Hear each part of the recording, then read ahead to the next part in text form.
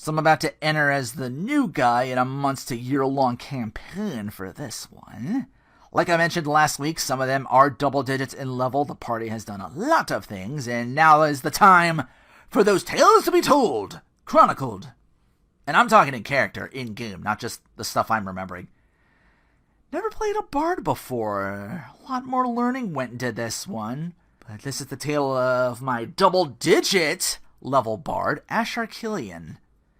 16 intelligence and charisma, and just barely that 12 in dex to meet the requirements to make bard. Yeah, there's some stat requirements for some of these classes.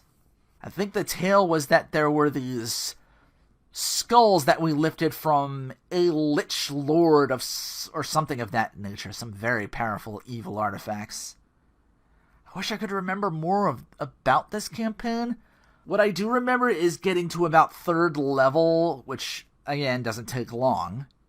I think Bard gets XP a little slower than Mages in 2E. Admittedly, I did feel like I was being carried by this team of seasoned adventurers, but you're a Bard, you ain't frontline anyhow. You're the chronicler, the storyteller, and in return you get a little taste of that prestige and power yourself. I read up on the class real quick regarding 2E. You get a number of zeroth. Is that how you say that? It's 0 to each zeroth level followers from your tower, so now you get a little party of your own. But as a bard, you're a little bit historian, a little bit musician. Got a good chance to know if something's magical or not, a little less chance of knowing what exactly it does. Any enemy spells that involve voice or any song, you can cancel out as you play your instrument of choice. You can cancel that out. You can also buff your entire party. Not sure if it's attack or damage rolls, I forget exactly which. They also have to be some form of neutral in alignment. And our party weren't exactly the good guys. Think less Justice League and more Kick-Ass. I think one particular fight set us up against angels or devas or something to that nature, and they wanted one of the main guy in our party. Which, again, we're right up there with them as double digits, but the neutral thing is important for a bard. I had my first alignment shift regarding this. You're sort of kind of, alright, you hired me to tail you guys and do cool shit with. Awesome. Around 3rd or 4th level, I get a taste of power and a wand of lightning bolt. Not a spell that you take a slot in, a wand, so I can just keep casting it. And my turn to the dark side, from lawful neutral to neutral evil, was complete. Tales old as time.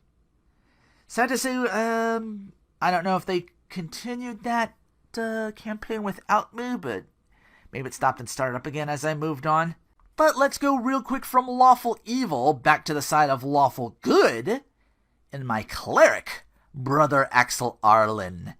Yeah, I know, 2 characters with the initials AA. That's why I figured to throw him in here too. As clerics, you need a good whiz stat. Looking over, okay, all double digits, this guy. Clerics, for those who don't know, they are healers. They are opposed to shedding blood, so all their weapons need to be bludgeoning, blunt. Hammers, maces with no, points to them. Their spells are mostly to heal and fortify. So, kind of the light side of Ashen in comparison. I remember there was some 4th creature or fairy or dryad or something of that nature put a spell on me to make me more charmed. Decided coming out of that spell later, I'd still be charmed, but of my own volition. I mean, she just wants peace and the protection of her forest, and I'm like, yeah, I get that. The other big cleric thing is turn undead. The one rule of undead creatures, quote, the cleric is charged with defeating these mockeries of life. You're a holy man. You don't do necromancy. These are an affront to your teachings, to your deity, and they must begone! It's not a spell to slot, it's just innate. You just have it always, and turn undead lets you effectively drive away stuff like skeletons, zombies, mummies, ghouls. The toughest of these being vampires and liches, but you drive away or outright obliterate them, depending on, I guess, your level and the level of undead. My finest personal moment came with that character when we took down a band of half-orcs and I wanted to keep some alive for questioning, less blood to spill. Another player and a paladin sought only to do away with these bastards, all for attacking, I guess, some village or encampment or something like that. vanquish evil thoroughly, that sort of thing. And the character and mine had a bit of a disagreement on how to take care of things. The player after that was, hey, listen, that was my character, not me, please understand, so on and so forth. And I'm like, yeah, I get it. In my head, I'm like, oh yeah, do you get it? By Jove, I think he's got it. Like, that moment personally felt better than any level I could reach. Level 5 with double digits and all stats, by the way. But that moment of, Axel was not this extension of my weird, goofy self. He didn't have, like, the weird, gimmick of the I studied the blade, or in the case of Stefan Bruschi, where his sword talks to him and he talks back. It's just weird shit to kind of help out the characters. It wasn't all the bunch of fighters. The bard, I was still kind of feeling things out a little bit. It was still like me, but a little more like mischievous, little evil. Like, I played Axel to the hilt.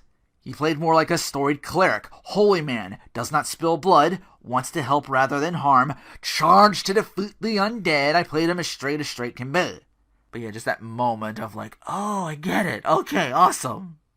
So yeah, my highest level character, and then the other character who I was the most proud of to play, and I feel like bringing back Moo at some point. I don't know. Clerics are neat. They're not quite fighter, but they're like strong enough, but they're also like a little bit like not quite wizard either. They're very, very focused on all the healing stuff, like the cure light wounds and all stuff like that.